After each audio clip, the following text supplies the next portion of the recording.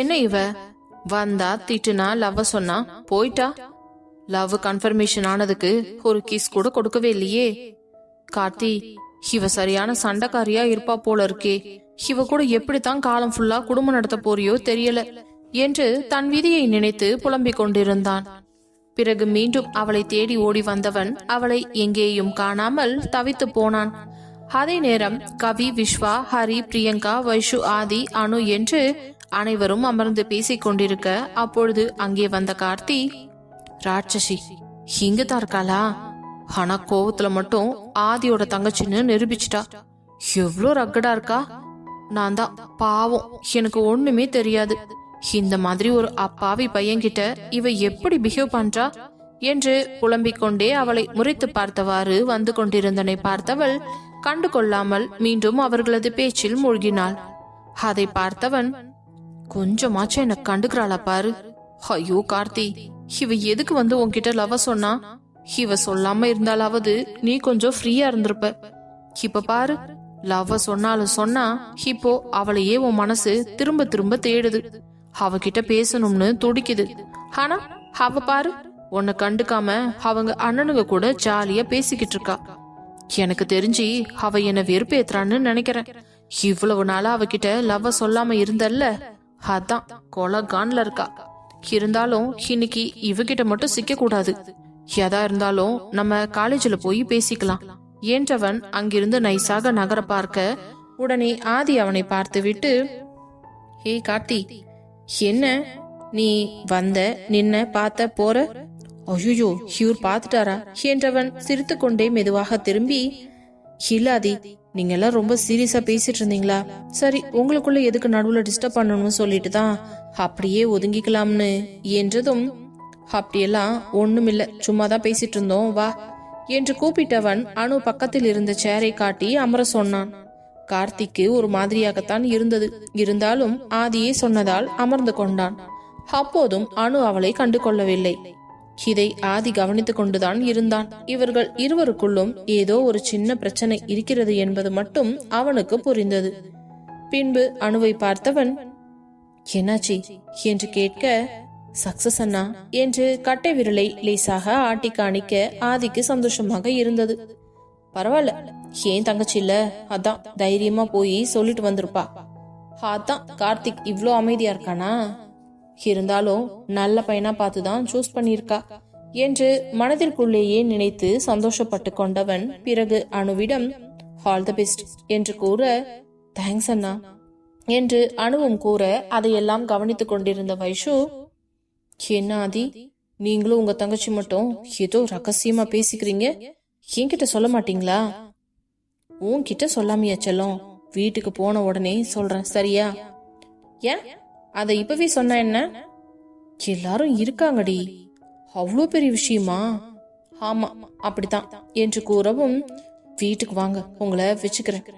வச்சுக்க நீ என்ன வச்சுக்கிறது, நானே உன்னை வச்சுக்கிறேன் பாரு என்று கூறியவன், நாளைக்கு ஹாஸ்பிட்டல் போகணும், ஞாபகம் இருக்குது இல்ல வைஷு? ஆ இருக்குது. என்னடி இவ்ளோ சலிப்பா சொல்ற?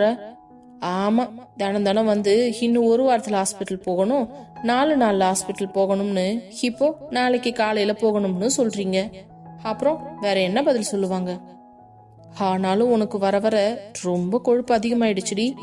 இதுக்கெல்லாம் சேர்த்து வச்சு உன்னை நான் வச்சு செய்யாம விட மாட்டேன்.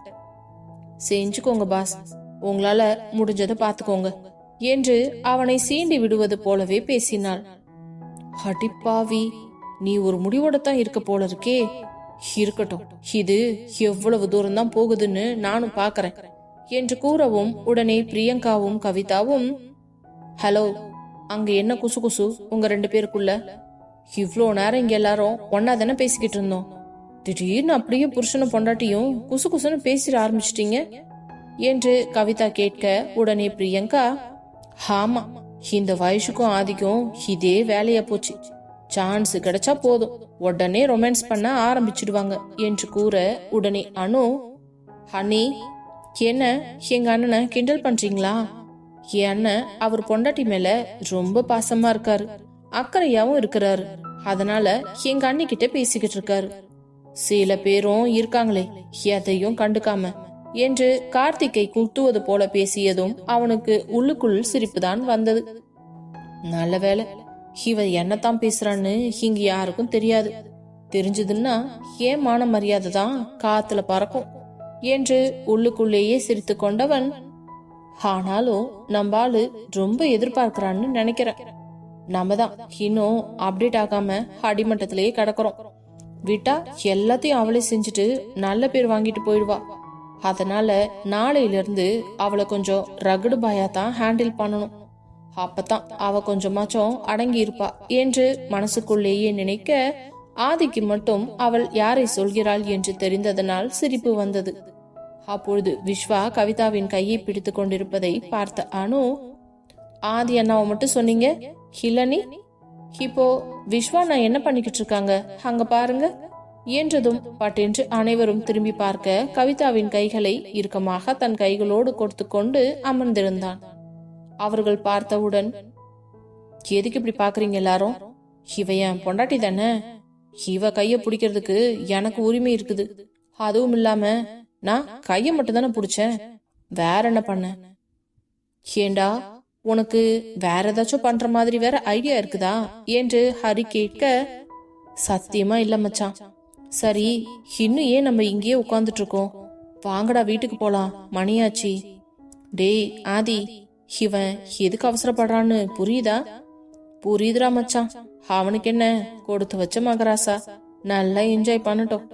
சரி இரு, நான் அம்மாவை கூப்பிட்டு கேக்குறேன் என்றவன் கண்மணியை அழைத்து, என்னம்மா எல்லாரும் கிளம்பலாமா என்று கேட்க, ஆமா ஆதி, எல்லாரும் சாப்பிட்டாச்சுல்ல, வாங்க கிளம்பலாம், மணி ஆயிடுச்சு என்று மண்டபத்தை காலி செய்து கொண்டு அனைவரும் வீட்டிற்கு சென்றனர். கார்த்தியும் அனைவரிடமும் கூறிவிட்டு அனுவை பார்த்து கண்ணடித்தவன் அவள் அருகே சென்று, சரிடி கிளம்புறேன் என்றதும், பத்திரமா போ, வீட்டுக்கு போயிட்டு எனக்கு மெசேஜ் பண்ணு. ஓகேடி செல்லம் என்றான். இதுல ஒன்னும் குறைச்சல் இல்ல, கிளம்பு கிளம்பு என்றதும் அவனும் அவளை முறைத்து பார்த்து கொண்டே கிளம்பி சென்று விட்டான். பின்பு கண்மணி, விஸ்வநாதன், கௌதமி, ராணு, அனு என்று அனைவரும் அவர்கள் வீட்டிற்கு புறப்பட்டு சென்று விட்டனர். பிறகு வீட்டிற்கு வந்ததும் கவிதாவையும் விஸ்வாவையும் வீட்டு வாசலிலேயே நிற்க வைத்து கண்மணி, பிரியங்கா, வைஷு மூவரும் சேர்ந்து ஆரத்தி கரைத்து போட, அதற்கு பிறகுதான் அவர்களை வீட்டிற்குள்ளேயே அழைத்து சென்றனர்.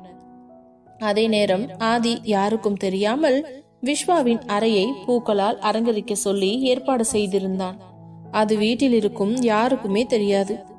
பின்பு சுரேஷ் அனைவரையும் பார்த்து, சரிங்க மாப்ள, போய் நேரத்துல படுங்க, எல்லாரும் செம்ம டயர்டா இருப்பீங்க, எதா இருந்தாலும் காலையில பேசிக்கலாம் என்று கூறவும், சரிங்க மாமா என்று அவரிடம் கூறியதும் சுரேஷ் கிளம்பி அவருடைய அறைக்கு சென்று விட்டார். ஹரியும் அவனது அறைக்குள் செல்ல, அப்பொழுது ஆதி வைஷுவிடம், வைஷு, நீயும் கவிதாவும் கொஞ்ச நேரம் இங்கேயே இருங்க, நான் விஸ்வா கிட்ட கொஞ்சம் பேச வேண்டியது இருக்கு என்று கூறவும், உடனே வைஷ்ணவி, ஆதி, உங்களுக்கு எங்கேயாச்சும் அறிவு இருக்குதா? இந்த நேரத்துல போய் எதுக்கு எங்க அண்ணனை டிஸ்டர்ப் பண்றீங்க? அவங்க ரூம்குள்ளதான் போகட்டுமே.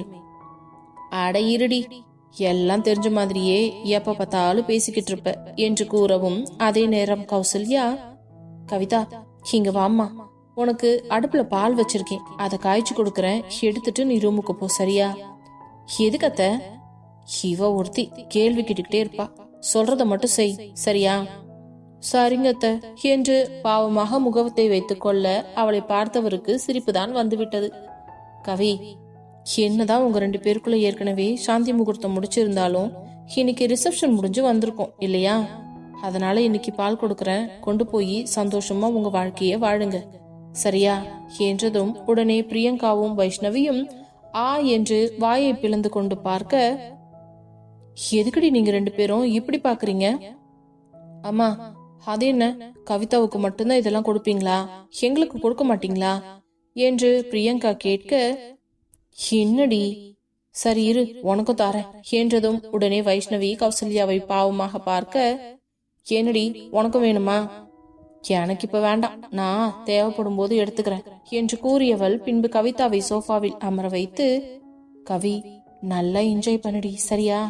அக்கா நீங்களும் தான், கூடிய சீக்கிரமே அடுத்த நல்ல செய்திய நீங்க 2 பேரும் வந்து என்கிட்ட சொல்லணும்னு நான் ரொம்ப ஆர்வமா வெயிட் பண்ணிக்கிட்டு இருக்கேன் என்று கூற, உடனே கவிதா, நீ கவலைப்படாத வைஷு, அதெல்லாம் நான் சீக்கிரமாவே சொல்வேன் என்றதும் பிரியங்கா, அடி பாவி வைஷு, இருந்தாலும் கவி ரொம்ப ஃபாஸ்டா இருக்கான்னு நினைக்கிறேன். இவளுக்கு ஈக்குவலா நானும் போட்டியில இறங்கணும் போல இருக்கே. இப்படி இருந்தா வேலைக்கே ஆவாது. இந்த ஹரியை இன்னைக்கு என்ன பண்றேன்னு பாரு என்று கூறியதும் உடனே கவிதாவும் வைஷுவும் குபீரென்று சிரித்து விட்டனர். அக்கா, மாமா பாவம், கொஞ்சம் ஸ்மூத்தா ஹேண்டில் பண்ணுங்க. அடிப்போடி, இனிமே அந்த மனுஷனை ஸ்மூத்தா ஹேண்டில் பண்ற மாதிரி எனக்கு ஐடியாவே இல்ல. நானே களத்துல இறங்கலாம்னு முடிவு பண்ணிட்டேன். நீங்க பேசுறதெல்லாம் பார்த்தா எனக்கே பயமா இருக்குதுக்கா. மாமாவோட நிலைமை இன்னைக்கு அவ்வளவுதான் போல இருக்குதே என்றதும், ஆமா வைஷு, ஹரியண்ணா ரொம்ப பாவம்தான். இன்னைக்கு அன்னிக்கிட்ட மாட்டிக்கிட்டு என்னெல்லாம் அவஸ்தைப்பட போறாரோ. உங்க 2 பேருக்கும் சிரிப்பா இருக்கா? உங்களை அப்புறம் வச்சுக்கிறேன் என்றவள் நேராக கிச்சனுக்கு சென்று முதலில் பாலை அவள் வாங்கி கொண்டு தன்னுடைய அறைக்கு செல்லும் பொழுது இவர்கள் இருவரையும் பார்த்து என்று முறுக்கி கொண்டு சென்றாள். பாத்தியா கவி, அக்கா இருக்க ஸ்பீட பார்த்தா அடுத்த மாசமே நல்ல செய்தி சொல்லிடுவாங்க போல இருக்கு. சந்தோஷம் தாண்டி, பாவம் அவங்களுக்கும் ஆசை இருக்குமில்ல. ஆமாண்டி, எனக்கும் அதான் ஆசை. அக்கா சீக்கிரமே ஒரு நல்ல செய்தி சொல்லணும்னு. அதுக்காக நீ கோட்டை விட்டுறாத. நீயும் அந்த நல்ல செய்தியை எனக்கு சொல்லணும். அதுக்காகத்தான் நான் ரொம்ப ஆர்வமா காத்துட்டு இருக்கேன். நீ கவலையே படாதடி செல்லம், நான் தான் இருக்கேன்ல, எல்லாத்தையும் நான் பாத்துக்கிறேன் என்று கூறவும் அதே நேரம் விஸ்வாவை அவனது அறைக்குள் அழைத்து சென்று ஆதி லைட்டை போடவும் விஸ்வாவிற்கு மிகவும் ஆச்சரியமாக இருந்தது.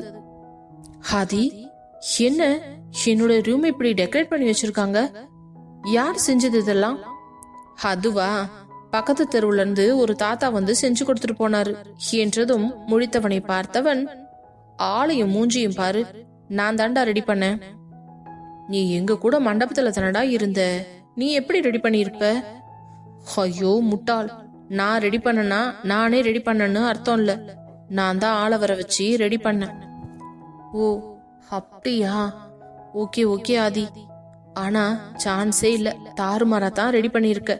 சூப்பர், தேங்க்ஸ்டா மச்சான் என்று அவனை அணைத்துக் கொள்ள, சரிடா நல்லா என்ஜாய் பண்ணு என்று கூறியதும் அவன் வெட்கப்பட்டு கொண்டே தலை குனிய, என்னடா இது, எப்ப பார்த்தாலும் இப்படி வெக்கப்பட்டுக்கிட்டே இருக்கியே, கவிதா உள்ள வந்ததுக்கு அப்புறமும் இப்படியே தான் வெக்கப்பட்டுட்டே இருப்பியா, இல்ல அடுத்த கட்ட முயற்சியில ஏதாவது இறங்குவியா என்று கேட்க, டேய் அதெல்லாம் ஒண்ணும் இல்ல, நான் ரொம்ப நல்லாவே பர்ஃபார்மன்ஸ் பண்ணுவேன், உனக்கு என்ன பத்தி தெரியாது என்றதும், எனக்கு எப்படிரா தெரியும் லூசு பயலே, இப்படியே இன்னும் கொஞ்ச நேரம் பேசிட்டு இருந்தா உனக்கு மர கண்டுரும். சரி நீ போய் அங்க உட்காரு, நான் கிளம்புறேன், இன்னும் கொஞ்ச நேரத்துல உன் பொண்டாட்டி வருவா. சரி சரி மச்சான், நீ கிளம்பு என்று அவனை வேகமாக அனுப்ப, என்னையே துரத்துறியாடா மொவனே, நாளைக்கு வச்சுக்கிற உன்ன என்று கூறிவிட்டு வெளியே வந்த ஆதி, சரி வைஷு வா நம்ம ரூமுக்கு போலாம். போலாம் ஆதி. கவி, அம்மா பால் கொடுத்த உடனே நீயும் கிளம்பு என்றதும் அதே நேரம் கௌசல்யா பால் கிளாஸை எடுத்துக்கொண்டு வந்து கையில் கொடுத்து, சரி கவி நீயும் ரூமுக்கு போ, பாவம் விஸ்வா ரொம்ப நேரமா வெயிட் பண்ணிக்கிட்டு இருப்பான் என்றதும் வெட்கப்பட்டு சிரித்தவள் அப்படியே அவளது அறைக்கு கிளம்பினாள். உடனே கௌசல்யா, சரி வைஷு நீயும் மாப்பிளையும் போய் படுங்க, எவ்வளவு நேரம் தான் இப்படியே நின்னுகிட்டு இருப்ப, கால் வலிக்கும்ல. ஆமாம்மா, கால் எனக்கு பயங்கரமா வலிக்குது என்று கூறவும் உடனே ஆதி, என்ன வைஷு சொல்ற, அந்த அளவுக்கு கால் வலிக்குதா? இன்னைக்கு ஃபுல்லா நின்னுகிட்டே இருக்கல்ல, அதான். உன்னை யாரடி நிக்க சொன்னது, நீ எல்லாம் சொன்னா கேட்கவே மாட்ட என்றவன் அவளை அலைக்காக தூக்கியதும் உடனே கௌசல்யா பதறி போய், மாப்பிள மாப்பிள கொஞ்சம் பார்த்து கவனமா, வயிற்றுக்குள்ள குழந்தை இருக்குது மாப்பிள என்றதும், அத்த நீங்க ஏன் கவலைப்படுறீங்க, உங்களுக்கு உங்க மாப்பிள்ள மேல நம்பிக்கை இல்லையா? என் பொண்டாட்டிய நான் ரொம்ப கவனமா தான் தூக்கிட்டு போவேன். இப்ப மட்டும் இல்ல, அவ நேர மாசமா இருக்கும்போது கூட அவளை தூக்கிட்டு தான் போவேன், நீங்க அதை நினைச்சு எல்லாம் கவலைப்படாதீங்க என்று கூறியவன், சரியத்த அப்போ நாங்களும் போய் படுக்கிறோம், நீங்களும் போய் படுங்க என்று கூறிவிட்டு நேராக அவளை தூக்கி கொண்டு அவர்களது அறைக்குள் சென்றவன் அவளை மெத்தையில் அமர வைத்து விட்டு அவள் போட்டிருந்த நகைகளை எல்லாம் கழட்ட, ஆதி என்ன பண்ணிக்கிட்டு இருக்கீங்க? என்னடி நீயே கால் வலிக்குது, ரொம்ப டயர்டா இருக்குன்னு, அதான் உனக்கு ஹெல்ப் பண்ணிக்கிட்டு இருக்கேன். இதெல்லாம் நானே பண்ணிக்குவேன். அதெல்லாம் ஒன்னும் தேவையில்லை, நீ கொஞ்சம் அமைதியா இரு, நான் பாத்துக்கிறேன் என்று எழுந்தவன் அவளது நகைகளை எல்லாம் கழட்டி விட்டு அவள் தாலி செயினும் ஒரு குட்டி செயினை மட்டும் விட்டவன் மீதி அனைத்தையும் கழட்டி கொண்டு போய் கபோர்டில் வைத்து விட்டு வந்து அவளது சேலையில் இருந்த பின்னை கழட்டினான். ஐயோ ஆதி, இப்ப என்ன பண்றீங்க? என்னடி பட்டுசாரியோட அப்படியே படுத்து தூங்குறதா ஐடியா பண்ணி வச்சிருக்கியா என்ன? இல்ல, அப்புறம் என்ன, ஒரு நிமிஷம் என்றவன் அவளை எழுப்பி நிற்க வைத்து அவளது புடவையை எடுத்து கழட்டி பெட்டில் போட்டவன், ஒரு நிமிஷம் இப்படியே உட்காரு என்று கூறிவிட்டு அந்த சேலையை மடித்து கொண்டு போய் கபோர்டில் வைத்து விட்டு வந்து அவளை மெதுவாக படுக்க வைக்க அவளுக்கு கூச்சமாக இருந்தது. ஏனென்றால் அவள் பாவாடை பிளவுஸ் மட்டுமே அணிந்திருந்தாள். ஆதி, என்ன இது, வேற துணி எடுத்து கொடுங்க போடுறதுக்கு. வேணாண்டி, இவ்ளோ நேரம் இந்த புடவைய கட்டிக்கிட்டு கசகசன்னு இருந்திருப்பல்ல, கொஞ்ச நேரம் நிம்மதியா தான் இரு. அதுவும் இல்லாம என் பிள்ளைக்கும் கசகசன்னு இருக்கும், கொஞ்ச நேரம் ஏசி காத்து வாங்கட்டும் என்று கூறியவன் அவள் அருகில் சென்று படுத்து அவள் வயிற்றை லேசாக தடவி விட்டு கொண்டிருந்தான். அவனின் இதமான வருடல் அவளுக்கு மிகவும் பிடித்திருந்தது. இருந்தாலும் பெண்ணவளுக்கு வேறு விதமான உணர்ச்சிகள் தோன்ற பல்லை கடித்து கொண்டு அவளது உணர்ச்சிகளை அடக்கி கொண்டிருந்தாள். அதை பார்த்த ஆதி, வைஷு என்னடி ஏதாச்சும் பண்ணுதா? ஆதி, நீங்க இப்படி எல்லாம் பண்ணா எனக்கு உடம்பெல்லாம் ஒரு மாதிரி ஆகுது. என்னடி ரொம்ப கஷ்டமா இருக்கா என்று கேட்க, என்று தலையை ஆட்ட எதை பற்றியும் யோசிக்கவில்லை. மெதுவாக அவள் மேலே ஏறியவன் அவள் வயிற்றை நசுக்காத அளவுக்கு குனிந்து அவளுக்கு கழுத்து வளைவில் முகம் புதைத்தான். அதில் அதிர்ந்த வைஷு, ஆதி என்ன பண்ண போறீங்க? நான் ஒன்னும் பண்ண மாட்டேன், நீ பயப்படாத சரியா என்று கூறியவன் அவள் முகம் முழுவதும் முத்தமிட்டு கடைசியாக அவளது ரோஜா நிற இதழை கவ்விக்கொண்டான். அதில் கொஞ்சம் கொஞ்சமாக தன்னை எழுந்து கொண்டிருந்தவள் ஆதியின் இந்த ஆழ்ந்த முத்தத்திற்கு அடிபணிந்து போனாள். பின்பு மீண்டும் அவள் முத்தம் கொடுக்க ஆரம்பிக்கவும் ஆதிக்கு சந்தோஷமாக இருந்தது.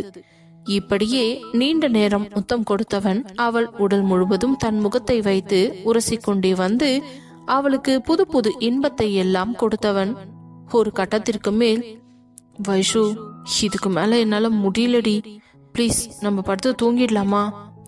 ஓகே ஆதி என்று சிரித்து கொண்டே கூற உடனே அவள் வயிற்றில் வந்து மென்மையாக இதழ் பதித்தவன், செல்லக்குட்டி, அம்மாக்கு அப்பாக்கும் ரொம்ப டயர்டா இருக்கு, அதனால தூங்க போறோம், நீங்களும் படுத்து தூங்குங்க என்று கூறிவிட்டு அவள் தலையை தன் மார்பின் மேல் போட்டுக்கொண்டு அவள் முதுகில் லேசாக தட்டி கொடுக்க அந்த அணைப்பிலேயே வைஷு இதமாக உறங்கி போனாள்.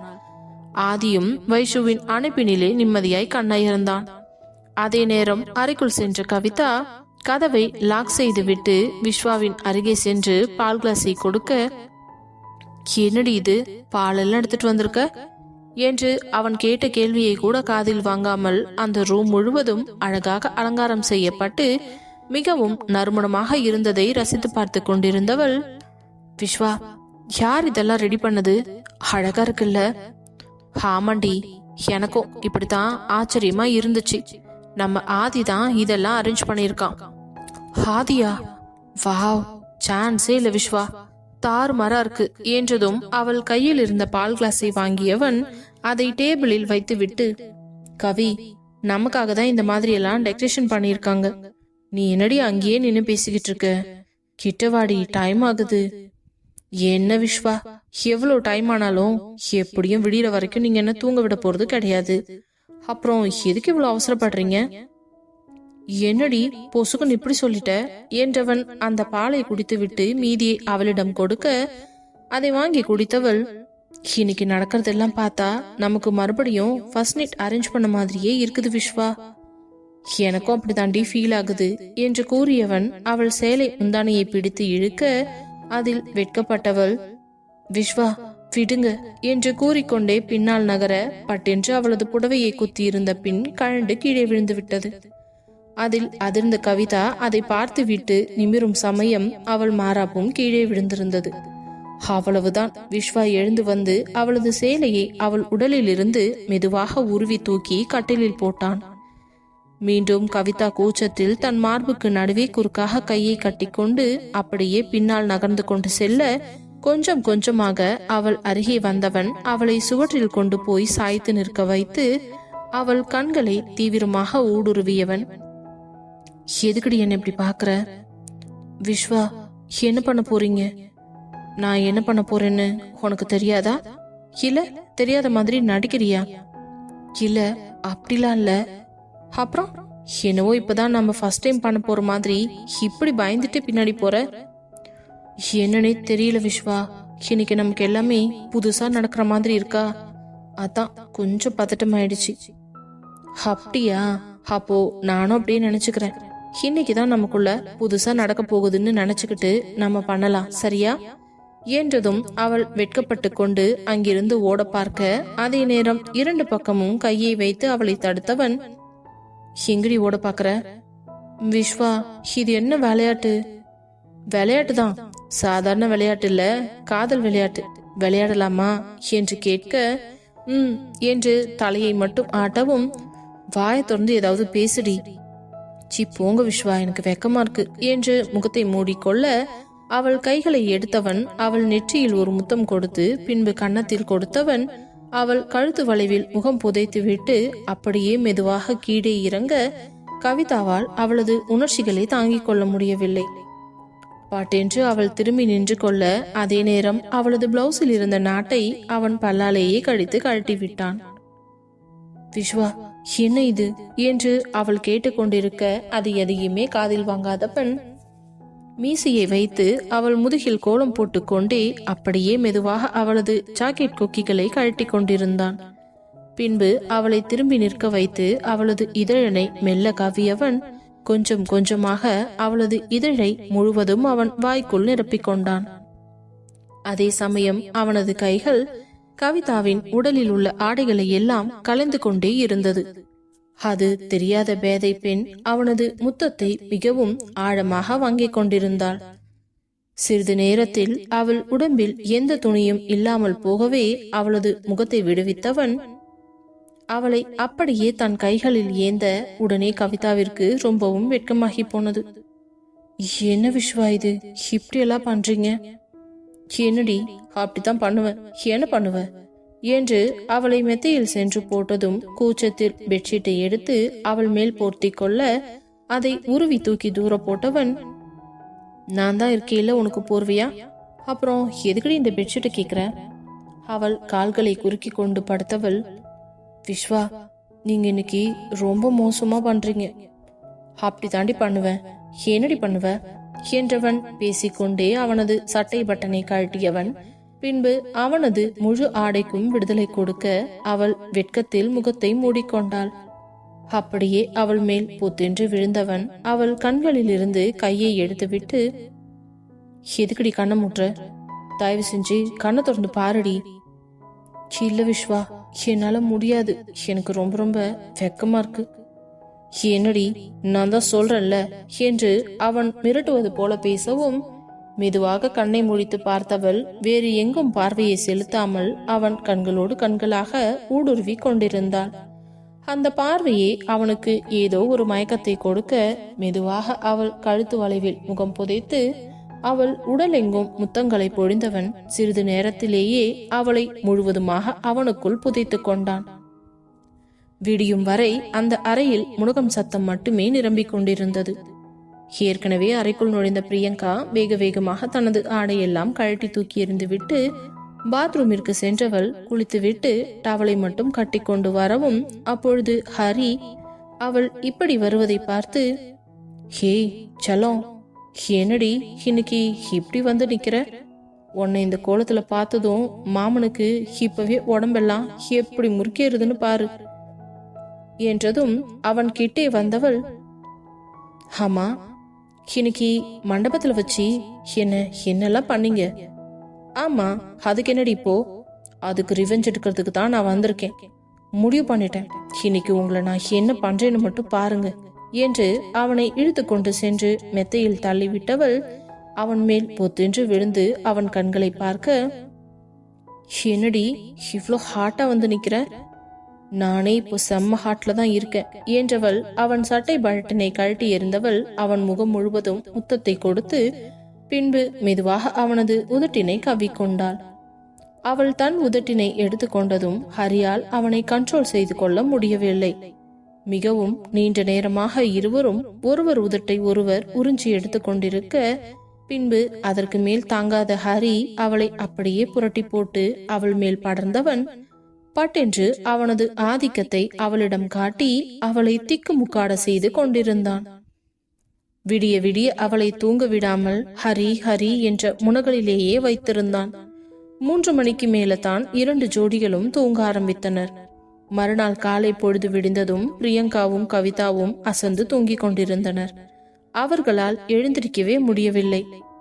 கவிதாவை பார்த்த விஸ்வா தன் மனைவி தன் மேல் இப்படி ஆதிவாசி போல படுத்துக் கொண்டிருப்பதை பார்த்தவன் அவளை மென்மையாக கீழே படுக்க போட்டு அவள் நெற்றியில் ஒரு முத்தத்தை கொடுத்துவிட்டு அந்த பெட்ஷீட்டை நகர்த்தி எழுந்திருக்க பார்க்க, அவளுடைய உடல் முழுவதும் அப்பட்டமாக தெரிந்ததை பார்த்தவனுக்கு அவனை கண்ட்ரோல் செய்து கொள்ள முடியாமல் மீண்டும் அவள் மேல் படர்ந்து அவள் உடல் முழுவதும் முத்தத்தை கொடுக்க, அதில் அதிர்ந்த கவிதா கண் முடித்து பார்த்தவள் பின்பு அவனின் வேகத்திற்கு ஈடு கொடுப்பது போல அமைதியாக இருக்க, அவனுடைய வேட்கையை அவளிடம் தீர்த்து கொண்டான். பிறகு இருவரும் சேர்ந்து குளித்துவிட்டு ஆடைகளை மாற்றிக்கொண்டு வெளியே வரவும், அதே நேரம் ஹரியும் பிரியங்காவும் தயாராகி வெளியே வந்தனர். அப்பொழுது ஆதியும் வைஷுவும் அங்கு ஏற்கனவே அமர்ந்திருக்க, 2 ஜோடிகளும் வெளியே வந்தவுடன் அவர்களை பார்த்து சிரித்த வைஷு, என்ன இன்னைக்கு 2 பேரும் இவ்ளோ லேட்டா எழுந்திருச்சு வரீங்க? அது சரி, நடத்துங்க என்றதும் விஸ்வாவும் ஹரியும் வெட்கப்பட்டு கொண்டே வந்து ஆதியின் பக்கத்தில் அமர, பிரியங்காவும் கவிதாவும் சென்று பூஜை அறையில் விளக்கேற்றி சாமி கும்பிட்டு விட்டு வருவதை பார்த்த கௌசல்யாவிற்கு மிகவும் மனதிற்கு திருப்தியாக இருந்தது. கடவுளே, சீக்கிரமா என் பொண்ணுக்கும் மருமகளுக்கும் நல்ல செய்தி வரணும், அதுக்காகத்தான் நான் காத்திருக்கேன் என்று கடவுளிடம் மனதார வேண்டிக் கொண்டவர் பின்பு அனைவருக்கும் காஃபி கொண்டு வந்து கொடுக்க, அதை குடித்து முடித்த ஆதி, சரி வைஷு, நம்ம போய் ஹாஸ்பிட்டல் கிளம்பலாமா? டைம் ஆச்சு. போலாம் ஆதி என்றதும் அவளை அறைக்கு அழைத்து சென்று அவள் தயாரானதும் ஹாஸ்பிட்டல் ஃபைல்களை எல்லாம் எடுத்துக்கொண்டு வெளியே வந்தவன் ஹரியை அழைக்க, சொல்ற மச்சான். டேய், விஸ்வா இன்னைக்கு ஒரு நாளைக்கு வீட்லயே இருக்கட்டும், நீ ஆபீஸ்க்கு கிளம்பு, சரியா? நான் ஹாஸ்பிட்டல் போயிட்டு வைஷுவை கூட்டிட்டு வந்து திரும்ப வீட்டுல விட்டுட்டு அதுக்கப்புறமா நானும் ஆபீஸ்க்கு வந்துடுறேன். ஓகேடா, ஒன்னும் பிரச்சனை இல்ல, நீ வரலனாலும் நானே பாத்துக்கிறேன். ஏதாவது எமர்ஜென்சினா நான் உனக்கு கால் பண்றேன். சரிடா மச்சான் என்றதும் உடனே விஸ்வா, ஆதி, நீ வைஷுவை கூட்டிட்டு ஹாஸ்பிட்டலுக்கு போ, எனக்கு ஒன்னும் பிரச்சனை இல்ல, நானும் ஹரி கூட கிளம்பி ஆபீஸ்க்கு போறேன் என்று கவிதாவை பார்த்ததும், போயிட்டு வாங்க விஸ்வா, இங்க வீட்டுல இருந்து என்ன பண்ண போறீங்க? அதுக்கு ஆபீஸ் போனா ஆதிக்காவது கொஞ்சம் ஹெல்ப்ஃபுல்லா இருக்கும் என்று கூற, உடனே சரி என்று கூறிவிட்டு இருவரும் உள்ளே சென்று ஆபீஸ் செல்வதற்காக தயாராகி வெளியே வந்தவர்கள் கௌசல்யா கொடுத்த டிஃபனை சாப்பிட்டு விட்டு புறப்பட்டு சென்றனர். அதே நேரம் ஆதியும் வைஷ்ணவியும் வீட்டில் சொல்லிக் கொண்டு ஹாஸ்பிட்டலுக்கு புறப்பட்டனர். ஹாஸ்பிட்டல் சென்றதும் மற்ற அனைத்து டெஸ்டுகளும் முடித்துவிட்டு ஸ்கேன் செய்வதற்காக காத்து கொண்டிருக்க மருத்துவர் அழைப்பதாக ஒரு நர்ஸ் வந்து கூறியதும் உடனே அந்த ஸ்கேன் ரூமுக்கு எழுந்து சென்றனர். உள்ளே சென்றவர்கள் டாக்டர் அங்கே ஏற்கனவே அமர்ந்திருப்பதை பார்த்து, ஆண்டி, நீங்க முன்னாடி வந்துட்டீங்களா? ஆமா ஆதி, நீங்க வந்தத சிஸ்டர் வந்து சொன்னாங்க, அதான் நான் முன்னாடியே வந்துட்டேன். சரி வைஷு, எப்படி இருக்க? நான் நல்லா இருக்கேன் டாக்டர். சரி, மெதுவா மேலே ஏறி படுமா என்றதும் அவள் மேலே ஏறி படுக்கவும் அவள் படுப்பதற்கு ஆதி உதவி செய்துவிட்டு டாக்டரை பார்த்து, ஆண்டி, கொஞ்சம் சீக்கிரமா ஸ்கேன் பண்ணி என்ன ஏதுன்னு சொல்லுங்க, எனக்கு ரொம்ப பக்கு பக்குன்னு இருக்குது. ஏன் ஆதி கவலைப்படுற? இது வரைக்கும் எல்லாம் நல்லா தானே நடந்துட்டு இருக்கு, அப்புறம் என்ன, விடு, டென்ஷனை பாத்துக்கலாம். வைஷு, நீ கொஞ்சம் பயப்படாம பதட்டப்படாம ரிலாக்ஸா வச்சுக்கோமா, ஃப்ரீயா பிரீத் பண்ணு, சரியா? அப்பதான் குழந்தை நல்லா கிளியரா தெரியும் என்றதும் வைஷ்ணவி, ஓகே டாக்டர், கண்டிப்பா என்று உற்சாகமாய் கூறிவிட்டு அமைதியாக படுத்து கொண்டிருக்க அவளுக்கு முன்னால் இருந்த மானிட்டரில் குழந்தையின் உருவம் தெரிந்தது. அதை பார்த்த வைஷ்ணவிக்கு சந்தோஷம் தாங்க முடியவில்லை. ஆதியும் அதே மானிட்டரில் பார்த்து கொண்டிருக்க, வைஷ்ணவி, ஆதி, நம்ம குழந்தைய பாருங்களேன். ஆமாண்டி, அதைத்தான் நானும் பார்த்துட்டு இருக்கேன். குழந்தை அப்படியே அழகா ஒண்ணு மாதிரியே இருக்குதுடி என்ற உடனே டாக்டர், என்ன அதுக்குள்ள குழந்தை இப்பவே யார் மாதிரி இருக்குதுன்னு தெரிய ஆரம்பிச்சிருச்சா என்று கிண்டல் செய்ய, ஆண்டி, நீங்க ஸ்கேன் தானே பண்ணிக்கிட்டு இருந்தீங்க, அப்புறம் ஏன் புருஷன் முன்னாடி பேசுறத விட்டு கேக்குறீங்க? அடப்பாவி, எனக்கு இதெல்லாம் தேவைதான் என்று கூறியவர் பின்பு ஸ்கேன் செய்ய ஆரம்பித்து நீண்ட நேரமாக செய்து கொண்டே இருந்தார். அவருடைய புருவத்தில் முடிச்சுகள் விழுந்ததையும் பார்த்த ஆதிக்கு பயம் வந்துவிட்டது. ஆண்டி, என்ன நீங்க இவ்வளோ நேரமா ஸ்கேன் பண்ணிக்கிட்டே இருக்கீங்க? உங்க ஃபேஸே சரியில்லை. என்ன ஆண்டி, ஏதாவது பிரச்சனையா என்றதும், ஆதி, உங்களுக்கு ஒரு முக்கியமான விஷயம் சொல்லணும் என்றதும் வைஷுவிற்கும் ஆதிக்கும் இதய துடிப்பு தாறுமாறாக துடித்துக் கொண்டிருந்தது.